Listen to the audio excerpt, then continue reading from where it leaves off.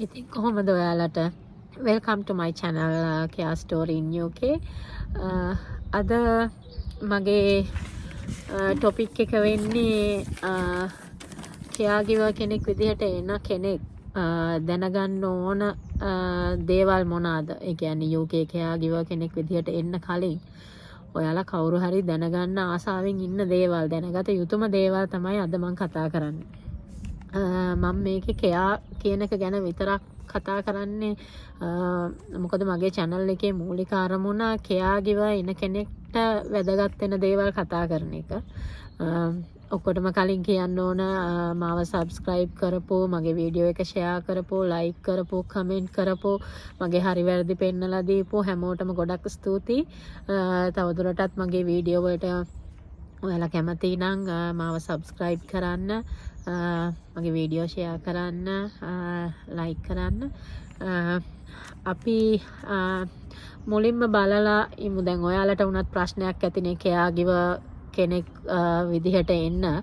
ඔයාලට දැනගන්න තියෙන දේවල් මම කියන්නේ මට මොකද්ද caregiver කෙනෙක් ගැන කතා කරන්න තියෙන සුදුසුකම. ඒක ඉස්සෙල්ලා මම කියලා ඉන්නම්කෝ. මම දැනට අවුරුද්දක් වැඩ කරලා තියෙනවා domiciliary care. ඒ කියන්නේ තනින් තැනට ගිහින් caring කරන domiciliary company එක මම අවුරුද්දක් වැඩ කරලා තියෙනවා. ඊට අමතරව අවුරුද්දයි මාස 3ක් වෙනවා දැනට මම nursing home එකක වැඩ කරනවා. කියන්නේ මම තවදුරටත් වැඩ කරනවා ඒ nursing home එකේ. ඊට පස්සේ මම කියන්නම් මට තියෙන qualification මොනවාද කියලා care පැත්ත සම්බන්ධව. මට තියෙනවා OTHM UK awarding body එකෙන් award කරපු level 3 foundation diploma එකක් health and social care සම්බන්ධව. ඊට අමතරව care certificate එක සහ dementia care සම්බන්ධව මම අමතර කෝස් එකක් කරා මෙහි ඉන්න කාලෙදී. දැනට මම ගිය මාසේ වගේ ඉවර කරා nursing assistant කියන diploma එක. ඒ සතිය පටන් ගන්නවා මගේ practical training එක NHS එකේ. bachelor's degree එකක් තියෙනවා, special degree එකක් translation ඒ කියන්නේ language සම්බන්ධව සබරගම යුනිවර්සිටි එකේ. ඔනවා තමයි මගේ සුදුසුකම්. මම care කියන job එක ගැන කතා කරන්න සහ කාට හරි උපදෙසක් දෙන්න මගේ තියෙන සුදුසුකම් මම ඉස්සෙල්ලා කියලා තියෙන එක හොඳයි කියලා මම හිතුවා. මොකද කාට හරි ප්‍රශ්නයක් තියෙන්න පුළුවන් care ගැන කතා කරන්න මට තියෙන සුදුසුකම් මොකක්ද කියලා. මම හිතනවා දැන් කාට හරි එක ගැටලුවක් තිබ්බනම් ඒ ගැටලුව නැති වෙන්නේ නැති කියලා. මම මුලින්ම කතා කරන්නම් caregiver කෙනෙක්ගේ duties and responsibilities මොනවාද කියලා. ඒ කියන්නේ ඒක වෙනස් වෙනවා domiciliary care කරන කෙනෙක්ගේ සහ care home එක හෝ nursing home එක වැඩ කරන කෙනෙක්ගේ අතර. ඒ කියන්නේ caregiver කියන තනතුරේ පොඩි වෙනස්කම් ටිකක් තියෙනවා. ඒ කියන්නේ එකම දේ වුණත් ඒක කරන පිළිවෙලේ පොඩි වෙනසක් තියෙනවා. කියන්නේ domiciliary care කරන කෙනෙක් එයාලා personal care කරනවා. ඒ කියන්නේ bath කරන එක, shower කරන එක, oral care ඒ කියන්නේ brush කරන එක, shaving, සමහර විට ඒ කෙනාට ලේඩි කෙනෙක් නම් මේකප් කරන්න ඕන කියලා ඉල්ලන්න පුළුවන්. සහ එයාලගේ ඇඳුම් අඳවලා ඒක මේවා කරන හැටි. ඉතින් ඒ ටික තමයි basically domiciliary care කරන කෙනෙක් කරන්නේ. කියන්නේ මූලිකම දේ. ඊට අමතරව ඒගොල්ලෝ කරනවා catheter care, stoma care, peg feeding, ඒ වගේ දේවල්. ඒවා caring කරන කට්ටිය දැනටත් ඕගොල්ලෝ NVQ හරි මොනවා හරි මේ කෝස් එකක් කරනවා නම් මේ දේවල් ඕගොල්ලෝ දන්නවා. medication administering ඒ කියන්නේ ගොඩක් වෙලාවට මේක කරන්නේ domiciliary care කරන කට්ටිය. pharmacy එකෙන් ඒගොල්ලන්ගේ dosage box වලට දාලා තියෙනවා අදාළ මේ වෙලාවට මේ බෙහෙත් ටික දෙන්න ඕනේ කියලා වෙන් කරලා දාලා තියෙනවා. එක්කෝ ඒක පිල්ස් ටික වෙන් කරලා දාලා තියෙන dosage box එකක් වෙන්න පුළුවන්. එහෙම නැත්නම් සමහර විට ඒ බොක්ස් එකේ ඉන්ස්ට්‍රක්ෂන් තියෙනවා මේ වෙලාවට මේක මේ 1 ටැබ්ලට් එහෙම දෙන්න කියලා. ඉතින් ඒ ටික රෙසිඩන්ට් හෝ ක්ලයන්ට් දෙන්න එක තමයි මෙඩිකේෂන් ඇඩ්මිනිස්ට්‍රේෂන් එකකින් වෙන්නේ ඩොමිසිල් එකේ කරන කෙනෙක්ගේ. ඊට අමතරව අයි ඩ්‍රොප්ස් දාන්න ඒ වගේ දේවල් කරන්න තියෙනවා. ආය ඩොමිසිල් එකේ කරන කෙනෙක්ට තියෙන විශේෂ දෙයක් තමයි ලයිට් හවුස් කීපින් ඩියුටිස් තියෙනවා ඩොමිසිල් එකේ කරන කෙනෙක්ට. බොහෝ කම්පැනිස් වල ඒක කරනවා මේ ඒ කියන්නේ ඩිෂ් වොෂ් කරන්න. ඒ කියන්නේ ඒ ක්ලයන්ට් නැගිටලා ඇවිදගෙන ඉන්න බැරි නම් එයාගේ තනියෙන් වැඩ කරගන්න බැරි නම් එයාගේ ඩිෂ් වොෂින් එතකොට දැන් ලොන්ඩ්‍රි කරාට පස්සේ ඒ කියන්නේ එයාගේ රෙදි ටික මේ වොෂින් මැෂින් එකට දාන්න ඕනේ. දාලා ඒකෙන් එළියට අරගෙන වේලෙන්න දාන්න ඕනේ. ඒ වගේ දේවල් එක්ක රෙදි ටික නවලා තියන්න. ඒ වගේ පොඩි දේවල් යාලා බලාපොරොත්තු වෙනවා. එතකොට ආය බින් එම්ටි කරන එක මොකද ඇතුලේ ඉන්න කෙනෙක්ට ක්ලයන්ට් කෙනෙක්ට එළියට ගිහිල්ලා බින් එක එම්ටි කරන්න බෑ. ඒකින්ද එයාලා අපේ සපෝට් එක බලාපොරොත්තු වෙනවා ඒකෙදි.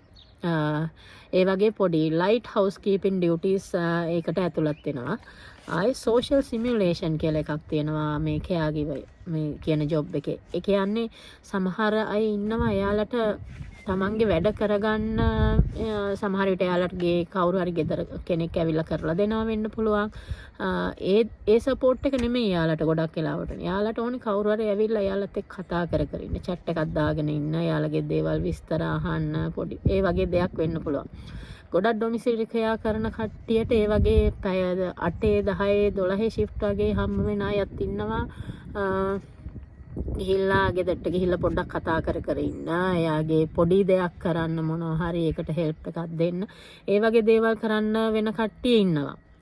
ඒ කියන්නේ හැමදාම මේක නෙමෙයි කරන්න තියෙන්නේ. නමුත් ගොඩක් දුරට ඒ වගේම shift හම්බ වෙන අයත් ඉන්නවා. ආය ක්ලයන්ට් shopping යන්න බෑ තනියම. ඒ කියන්නේ එයාගේ දේවල් එයා කියනවා මට මේ දේවල් ඕන, මට මේ ටික ගෙනත් දෙන්න කියලා. එතකොට යන කෙයාර තමයි එයාගේ shopping ඔක්කොම කරන්නේ. ඒ කියන්නේ එයා කාඩ් එක හෝ සල්ලි දෙනවා, එයා shopping list එක දෙනවා. ඊට පස්සේ අපිට තියෙන්නේ එයා කියන අදාළ සුපර් මාකට් එකට ගිහිල්ලා එයාගේ බඩු ටික ගෙනල්ලා දෙන්න එයාට. ඒකෙදි වෙනම ප්‍රොසීඩර් එකක් තියෙනවා. ඒ බිල් එක අපි සෙන්ඩ් කරනවා අපේ කම්පැනි එකට. ක්ලයන්ට්ගේ සිග්නේචර් එකක් අරගෙන දානවා. ඒ කියන්නේ කම්පැනිෙන් කම්පැනියට ඒක වෙන විදිහ වෙනස්. නමුත් ඒ වගේ අර ට්‍රස්ට්වර්ති විදිහක් තියෙන ට්‍රාන්ස්පරන්සි එක රැකගෙන අපි ඒ වැඩේ කරලා දෙනවා. තව දෙයක් තමයි දැන් එතකොට කෙයා හෝම් එක ඉන්න කෙයාර කෙනෙක්ගේ කෙයා හෝම් එක ගත්තහම අපිට තියෙන වැඩ වෙනස්. ඒ කියන්නේ අපි කරන්නේ මූලිකවම පර්සනල් කෙයා කරනවා.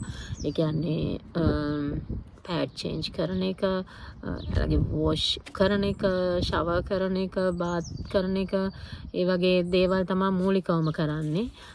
ඊට අමතරව තියෙනවා වයිටල් සයින්ස් මොනිටර් කරන එක. ඒ කියන්නේ ප්‍රෙෂර් බලන එක, sugar glucose බලන එක, ඒ වගේ දේවල් බලලා මොනිටර් කරන්න ඕනේ.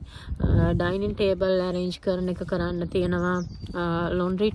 ලොන්ඩ්‍රි කරන්නේ නැහැ ඇත්තටම. නර්සිං හෝම් එකේ ඉන්න කෙයාර කෙනෙක්, එයාට තියෙන්නේ shift එකක් අවසානයේ ලොන්ඩ්‍රි ට්‍රොලි එක ලොන්ඩ්‍රි එකට ගිහින් දෙන්න විතරයි. බින් එම්ටි කරනවා අපි හැමෝම. ඒ කියන්නේ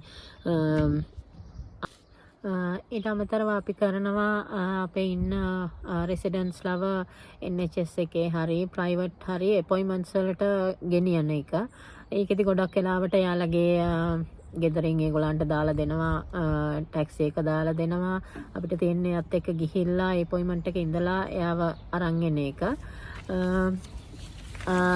ඒ වගේ දේවල් තමයි ගොඩක් වෙලාවට කෙයා නර්සිං හෝම් එක, කෙයා හෝම් එක කරන්නේ. මොකද ඒ සෙටින් එක වෙනස්.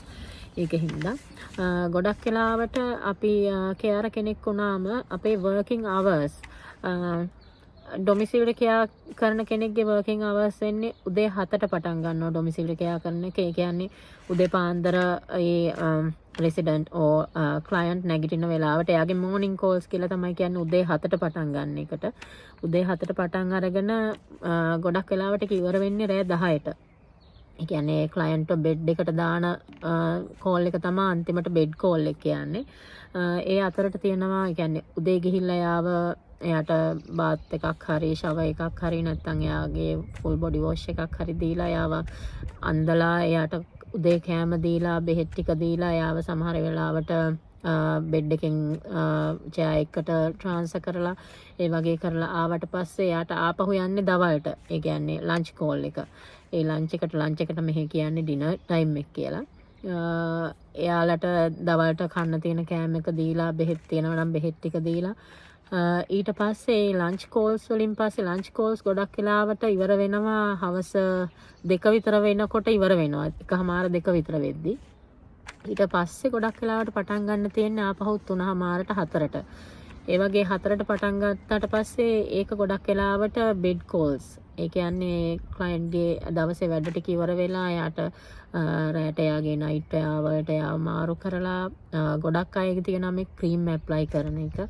ඒ ක්‍රීම් ඇප්ලයි කරන්න කැතීට කෙයා කරන්න ඊට පස්සේ එයාලව බෙඩ් එකට ට්‍රාන්ස්ෆර් කරන්න එක්කෝ ඒක සමහර විට එයාව වීල් චෙයාර් එක ගෙනහිල්ලා වෙන්න පුළුවන් එයාට ඇවිදගෙන යන කෙනෙක් වෙන්න පුළුවන් එහෙම නැත්නම් එයාව ෆුල් හොයිස්ට් කරන්න ඕන ඒ කියන්නේ එයාට ඇවිදගෙන යන්නත් බෑ වීල් චෙයාර් එකට එයාව ට්‍රාන්ස්ෆර් කරන්නත් බෑ එතකොට කරන්න තියෙන්නේ ෆුල් හොයිස්ට් කරනවා කියලා එකක් තියෙනවා මැෂින් එකක් ඒ මැෂින් එක මාර්ගෙන් එයාව ඉන්න තැනින් උස්සලා වීල් චෙයාර් එකට මාරු කරලා වීල් චෙයාර් එකෙන් ආය ඉන්න ඇඳ ගාවට ගෙනහිල්ලා එතනිනුත් ආපහු අර මැෂින් එක මාර්ගෙන් තමයි එයාව ඇඳේ ප්ලේස් කරන්නේ.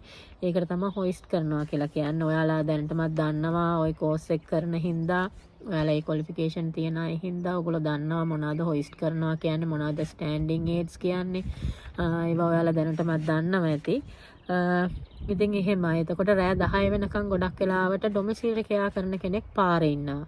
නමුත් ඒ උදේ 7 ඉඳලා රෑ 10 වෙනකන් කාලය අතරත ගොඩක් පැය ගාණක් තියෙනවා. ඒ පැය ගාණෙන් එයාට වැඩ කියන්නේ එයාට පැය භාගේ කෝල්ස් හෝ පැයේ කෝල්ස් විනාඩි 45 කෝල්ස් ඔක්කොම එකතු වුණාම ගොඩක් වෙලාවට පැය 7ක් 8ක් 5ක් 6ක් ඒ වගේ වෙන වෙලාවල් තමයි තියෙන්නේ. අවම උපරිම වශයෙන් පැය 8යි. ඒ පැය 15ක් විතර එළියේ ඉඳලා පැය 8ක් තමයි එයාට හම්බ වෙන්නේ. ඒ කියන්නේ ඊතුරු ටික එයා ට්‍රැවලින් කරන වෙලාව. එහෙමත් නැත්නම් සමහර විට එක කෝල් එකකින් කෝල් එකකට තවත් ගොඩක් අය අහන ප්‍රශ්නයක් තමයි සැලරි එක කොහොමද කියන එක. ඒ කියන්නේ සමහර ඩොමිසිල් කෙයා කම්පැනි වල හොඳට ගෙවන ඒවා තියෙනවා. ඒ කියන්නේ පැයට 13.50ක් 14ක් ගෙවන ඒවා තියෙනවා. ඒ කියන්නේ වීක් ඩේස් වලට වීක් එන්ඩ් එකට කොහොමත් ගොඩක් ඒ වගේ වැඩි ගෙවන ගාන. ඒ කියන්නේ බොහෝ දුරට 15ක් වගේ වෙන තැනුත් තියෙනවා. 16 17 රේන්ජ් එකට යන තැනුත් තියෙනවා. ඒ වගේ කියන්නේ කෙයා හෝම් එක නම් ඒක ටිකක් අඩුයි. ඒ කියන්නේ ඩොමිසිල් කෙයා වලට වැඩිය ටිකක් අඩුවෙන් ගෙවන කෙයා හෝම් තමයි මම දැකලා තියෙන්නේ. මගේ කෙයා හෝම් එකේ නම් 13.39ක් ගෙවනවා පැයකට. නමුත් සමහර තැන්වල පොඩ්ඩක් කියන්නේ ගෙවන රේන්ජ් එක පොඩ්ඩක් වෙනස් වෙනවා. එක එක තැන්වල වෙනස්. දැන් ඔයාලට COS එකක් හම්බුනාට පස්සේ ඒකේ තියෙනවා ඔයාට හම්බ වෙන පැය ගාන. සතියකට හම්බ වෙන පැය ගාන. ගොඩක් වෙලාවට 40යි හෝ 44 48 ඒ වගේ සතියකට පැය ගාන. ඒක වැඩි කරලා බලන්න 4ෙන්. එතකොට 40යි නම් මාසෙකට පැය 160යි. ඒ වගේ ඒක වැඩි කරාපුවාම එන සම්පූර්ණ ගානම අපිට හම්බ වෙන්නේ නැහැ. මෙහි නැෂනල් ඉන්ෂුරන්ස් එකට කැපෙනවා. පේයි කියන ටැක්ස් එකට කැපෙනවා. ටැක්ස් එකට කැපෙන්නේ ගොඩක් වෙලාවට කෙයාවක කෙනෙක්ගේ සම්පූර්ණ පඩියෙන්. ඒ කියන්නේ අපි හිතමුකෝ 25000යි කියලා ඇනුවල් සැලරි එක 25000ක් ඇනුවල් සැලරි එක හම්බ වෙනවා නම් ඒකෙන් 12750ක් ටැක්ස් ෆ්‍රී. ඒ කියන්නේ ඒක ටැක්ස් එකට අහු වෙන්නේ නැහැ. ඊටු ටික තමයි 120ක ටැක්ස් එකට යටත් වෙන්නේ. එහෙමයි සැලරි එක හැදෙන්නේ.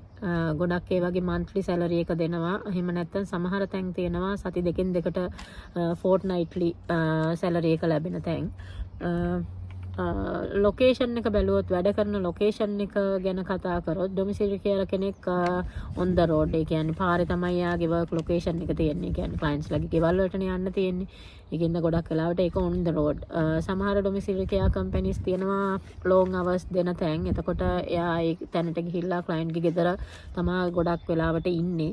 ඊට පස්සේ එළියට ආවට පස්සේ එයාගේ hours ටික ඉවරයි. තවත් එකක් තියෙනවා living care කියලා. ලිවින් කෙයාර කෙනෙක් ගොඩක් වෙලාවට සතියට තමයි සැලරි එක එයාලගේ හැදෙන්නේ. ගොඩක් වෙලාවට සතියට 700යි 800යි. එයා සම්පූර්ණ දවසම ඒ ක්ලයන්ට් එක්ක ගත කරනවා. ඒ කියන්නේ රැට නිදා ගන්නෙත් එතන. එයාට වෙනම ෆැසිලිටිස් දීලා තියෙනවා. ඒකට නිදා ගන්න දේවල්, කන්න බොන්න ඒවා ගොඩක් තැන්වලින් එහෙම හම්බ වෙනවා. ඒ දීලා යාට පවුන් 700 800 සමහර තැන්වල 900ක් වෙන තැන් තියෙනවා. ඒ වගේ යාට සතියකට දවසක් හෝ දෙකක් නිවාඩු හම්බ වෙනවා. තනියෙන් එන කෙනෙක් නම් ඇත්තට මේක ගොඩක් වාසිදායකයි. ඒ වගේ තැනකට මේ එන්න පුළුවන් නම් මොකද තමන්ගේ ගොඩාක් වියදම් කැපිලා තමන්ට ඇත්තටම ලොකු හොඳ ගාණක් ඉතුරු වෙනවා එහෙම වුණත්. කෙයා හෝම් එක නම් පැය 12 ශිෆ්ට් තමයි ගොඩක් වෙලාවට හම්බ වෙන්නේ. පැය 12න් සමහර කෙයා හෝම්ස් තියෙනවා පේඩ් බ්‍රේක්ස් දෙනවා. ඒ කියන්නේ පැයක් එයා බ්‍රේක් එකක් ගත්තොත් ඒක පැයටත් ගෙවනවා. ඒ කියන්නේ පැය 12ටම ගෙවීම හම්බ වෙනවා. මගේ නර්සිං හෝම් එකේ නම් පැය 12 ශිෆ්ට් එකේදී අපිට පැයක් බ්‍රේක් එකක් තියෙනවා. ඒ පැයේදී අපිට මම නයිට් කරන හින්දා ගොඩක් වෙලාවට නිදා ගන්න නෑ. මොකද නිදා ගන්න ගියාම ඇත්තටම පැයක් නිදාගෙන ආපහු නැගිටලා වැඩ කරන්න ගියාම හරි අමාරුයි. ඒකින්ද පොඩ්ඩක් පැත්තකට වෙලා ඉන්න එක තමයි කරන්නේ. අපිට පැය 11කටයි ගෙවීම හම්බ වෙන්නේ. ඒ වගේ තමයි වැඩ කෙරෙන්නේ එතන. කතා කරතින් මේ කෙයාගිව කියන ජොබ් එකේ තියෙන චැලෙන්ජස් ගැන කතා කරතින් ඩොමිසිලරි කෙයා කියන ජොබ් එකේ චැලෙන්ජ් එකක් තියෙනවා. උදේ පාන්දර පටන් ගන්න ඕනේ. කියන්නේ කෙනෙක් උදේ 7 ඉඳලා රෑ 10 වෙනකන් වැඩ කරලා එයා ගෙදර ගිහිල්ලා. ඒ කියන්නේ මේක ගෑනු කෙනෙක්ට නම් තමයි ගොඩක් මේක බලපාන්නේ. මොකද පිරිමි කෙනෙක් ගෙදරට ගිය ගමන් එයාට අමුතුවෙන් කරන්න දෙයක් ඉතුරු වෙන්නේ නැහැ. එයා කාලා බීලා නිදා ගන්න එක කරන්නේ. නමුත් මේක ගෑනු කෙනෙක් වුණොත් ඒක ටිකක් අමාරුයි. මොකද මේ මනුස්සයා ගෙදර ගිහිල්ලා හැමදේම කරන්නේ. සමහර විට ළමයින්ගේ වැඩ තියෙන්න පුළුවන්. මේ දේවල් කරලා තමයි එයා නිදා ගන්න වෙන්නේ. එතකොට 10ට ඉවර වෙලා 10 මාර 11 වෙන්න පුළුවන් සමහරට ගෙදර. ඊට පස්සේ 11 මාර විතර වෙන්න පුළුවන් නිදා ගනිද්දි. ඉතින් ඒ වගේ ආපහු අනිත් පහවදා උදේ 6ට 6 මාරට ගෙදරින් යන්න වෙන්න පුළුවන්. ඉතින් ඒකින්ද ඒ වගේ ටිකක් ඒක චැලෙන්ජ් එකක් තියෙනවා. ඒ කියන්නේ ගොඩක් වෙලාවට අර පාරේ ඉන්න එකටත් ගෙවන ඩොමිසිලරි කම්පැනිස් තියෙන්නේ හරිම අඩුවෙන්. දැකලාම නැති තරම්. ඒ වගේ ඒ කියන්නේ යන අතරමැද තියෙන කෝල් එක අතරමැද තියෙන මේ ට්‍රැවලින් ටයිම් එකට ගෙවන්නේ නැහැ ඒගොල්ලෝ. ඒ කියන්නේ ට්‍රැවලින් ටයිම් එක අපත යනවා ඇත්තටම කිව්වොත්. ඒ කියන්නේ ආය එයාලගේ ෂිෆ්ට් නැති වෙලාවට පාරේ ඉන්න ඕනේ. ඉතින් ඒ වලට ගෙවන්නෙත් නැහැ.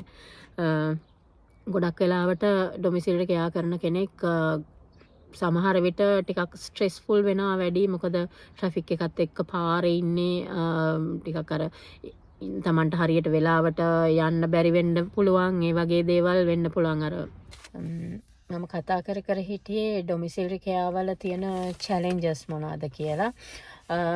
ඩොමිසිලරි කෙයාවල තියෙන තවත් දෙයක් තමයි අපිට ඒ ඉන්න තැනින් උඩට යන්න තියෙන ඔපචුනිටිස් ගොඩක් අඩුයි. ඒ කියන්නේ සමහර කම්පැනිස් වල තියෙන්න පුළුවන්.